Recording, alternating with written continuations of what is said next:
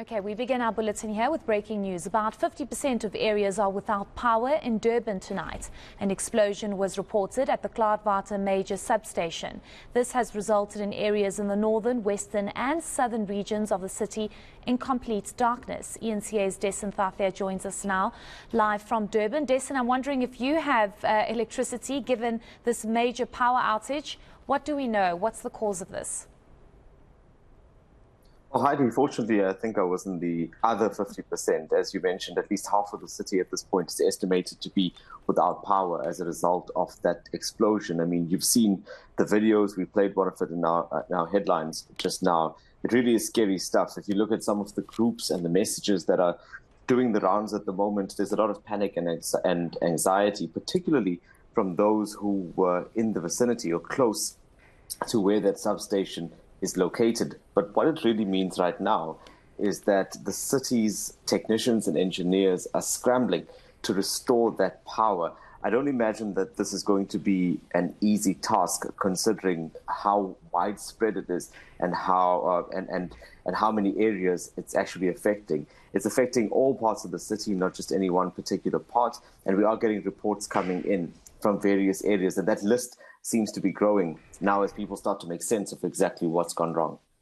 Yes, I think that video that we were playing in our headlines is rather scary and alarming. Have we been able to engage with officials at this stage? I know our team tried to get them on, but they're saying that they're trying to restore power. But any indication from officials what really happened and how long this is actually going to take to restore? Because if we're speaking about a major substation with over 50% of Durban not having power supply, that seems like a very big problem. It's a massive problem. And Heidi, to contextualize this, you'll remember that Durban is on an amended load shedding schedule, especially after the floods.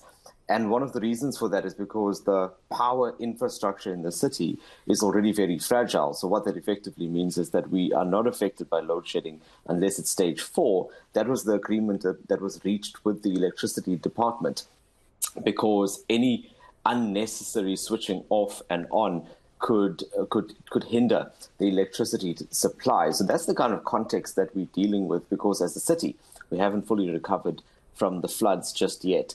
So our team did try to get in touch with the electricity department, but they were understandably busy with the task at hand, and that's restoring the electricity. But the eThekwini municipality has been posting regular updates on its Facebook page as well as on its WhatsApp group.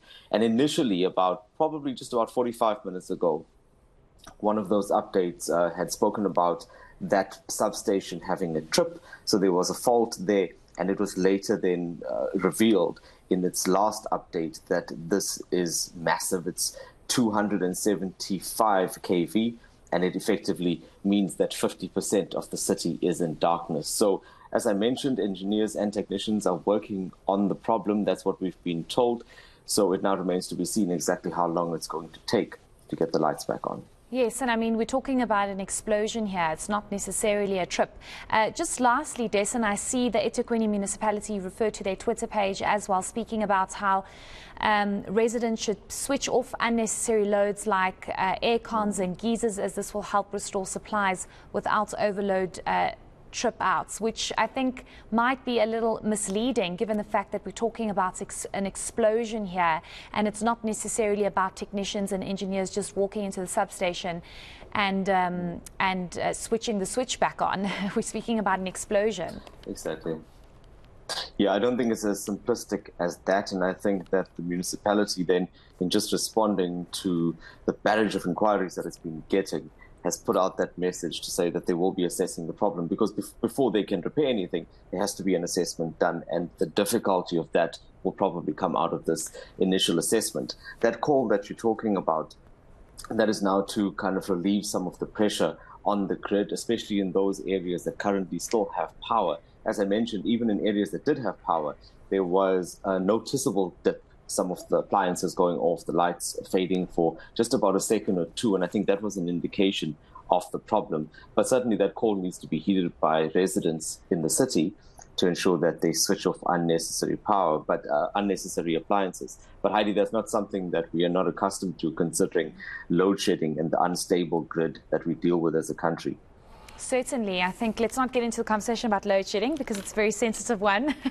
But thank you so much, and we'll definitely be checking in with you to figure out what's exactly going on and if there are any updates. That's our senior reporter, Dasen Thathiah, and we'll also be keeping you updated here on eNCA. I've just checked on the eThekwini Municipality Twitter page, and the last update was 29 minutes ago, asking residents to please switch off unnecessary loads like air cons and geysers, as this will help restore supplies without overload trip outs. But I think the problem is far bigger than just a trip at this stage, as those visuals we brought to you earlier on show that it seems as though it's quite a massive explosion with over 50% of Durban without power supply at this stage.